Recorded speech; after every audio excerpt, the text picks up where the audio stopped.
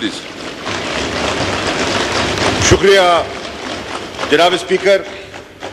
فاضل ممبر نے کچھ نکتے اٹھائے ہیں اور میں نہایت ادب سے ان کا جواب دینا چاہوں گا.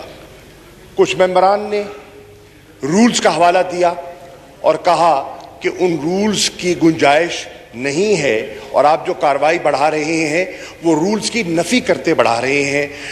ہمارے minister for parliamentary affairs, minister of state for parliamentary affairs نے ایک بڑا مفصل اس کا جواب دے دیا کہ رولز میں گنجائش ہے.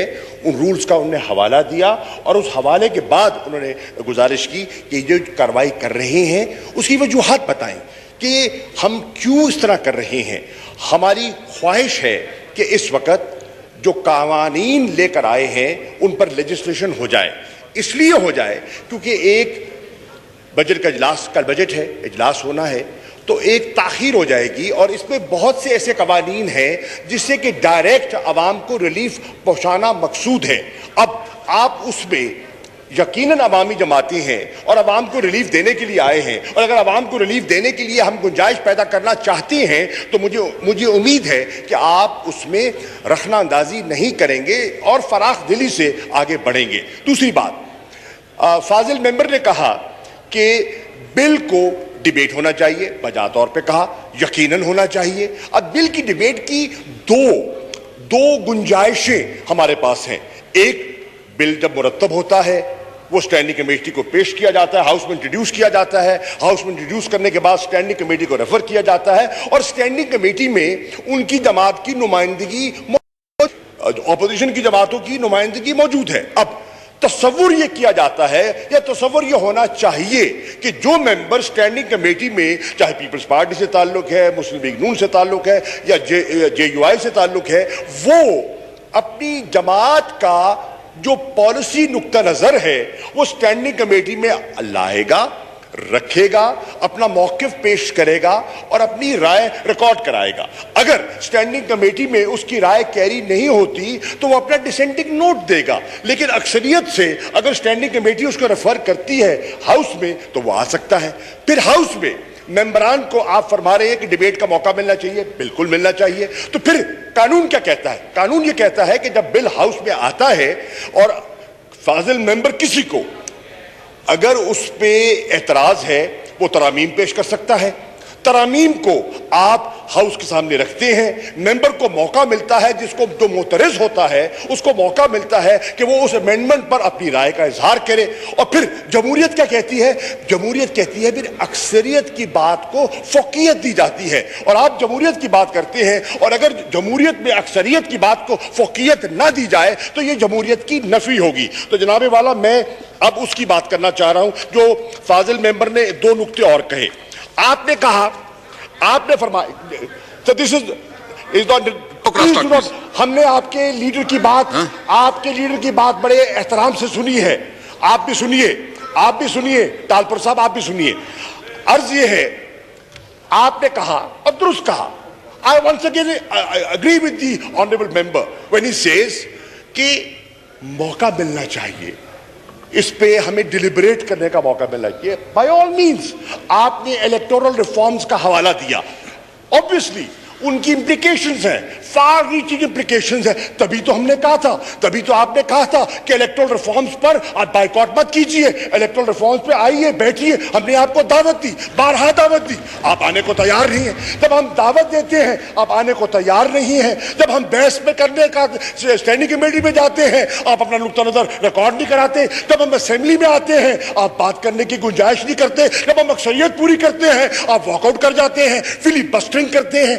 یہ جمہوریت کی روح کی نفی کر رہے ہیں آپ. ایسا نہیں ہوتا جناب والا. میں ٹھہریے صبریے. اب جناب والا آپ نے بات کی کہ یار ٹھہرو یار، اپنی کرسی میں بیٹھے، گھبرائے نا.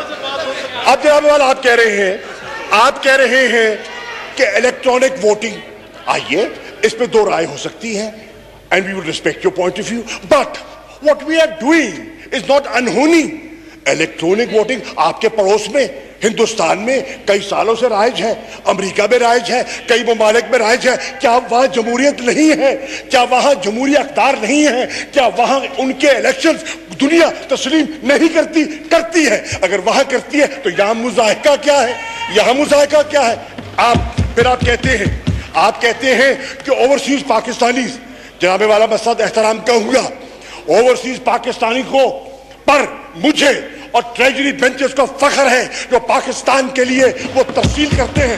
ایک طبقہ ہے جو اس ملک کو لوٹ کے پیسہ باہر بھیجتا ہے, اور وہ ایک طبقہ ہے جو کما کے پیسہ پاکستان بھیجتا ہے. اگر ان کو ہم ووٹنگ رائٹ دیتے ہیں, اگر ان کو ہم حق دیتے ہیں کہ پاکستان کی قانون سازی میں پاکستان کے جو معاملات ہیں ان کو ہم سٹیک ہولڈر بنانا چاہتے ہیں, آج ان کی کیفیت یہ ہے کہ وہ پاکستان کی ایکسپورٹ سے زیادہ آپ کو پیسے ترسیل کر رہے ہیں. تو آپ اوورسیز پاکستانیز کے حقوق کو آپ کہتے ہیں آپ علمبردار ہیں, اور آپ اوورسیز پاکستانی کے گلے کو دبانا چاہتے ہیں, ان کا حق ان سے سلب کرنا چاہتے ہیں.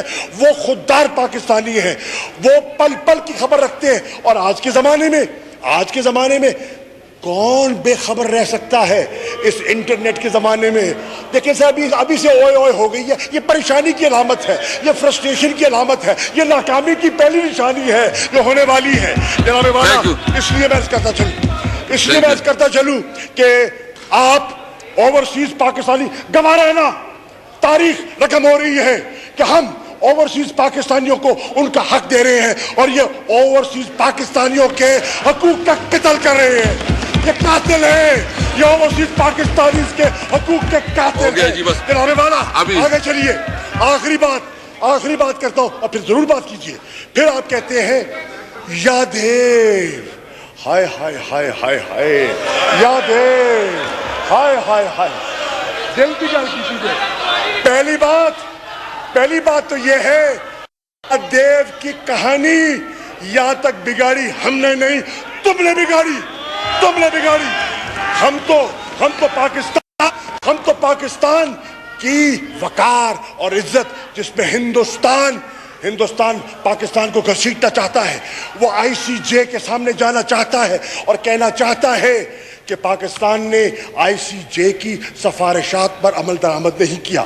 اور ہم کہہ رہے ہیں کہ نہیں, ہم جو انٹرنیشنل کورٹ آف جسٹس ہے, جو کاؤنسل آف ایکسیس کی وہ بات کرتے ہیں, ہم اس کا احترام کرتے ہیں, ہم ان کو رائٹ دینا چاہتے ہیں. میں حیران ہوں کہ آج مجھے اپوزیشن بینچز سے ہندوستان کی بولیاں سنائی دے رہی ہے, پاکستان کی بولی سنائی نہیں دے رہی. یہ آج ہندوستان کی بولی بول رہے ہیں, پاکستان کی بولی نہیں بول رہے. تو جناب اسپیکر, میں اپنی بات ختم کر رہا ہوں. یہ ہائے بیٹا جناب اسپیکر, میں آج کروں گا, انہوں نے نہیں ماننا, سن لو, گواہ بنا کے کہہ رہا ہوں, انہوں نے نہیں ماننا. Thank you. Item number 24.